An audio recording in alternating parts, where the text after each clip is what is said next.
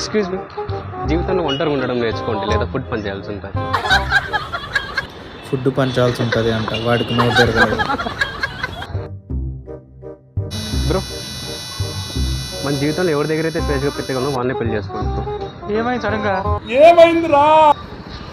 ఎవరి దగ్గర స్వేచ్ఛగా బాంబే గలము వాళ్ళనే పెళ్లి చేసుకోవాలంటే వద్దురా నాయన. బ్రో తెలుగు వచ్చా? తెలుగు వచ్చు కదా బ్రో. ఎప్పుడైనా మనం నిద్రపోతున్నప్పుడు ఇంట్లో నిప్పులు అంటున్నాయంటే పాస్ పోసేయండి, ఆగిపోతుంది. ఓకేనా?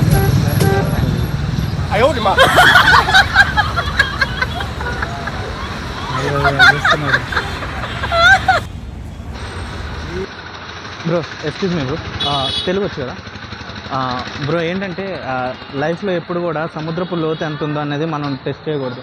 40 రూపాయలు బోట్ ఓడికి ఇస్తే మనం ఆ ఒడ్డుకు తీసుకున్నాం.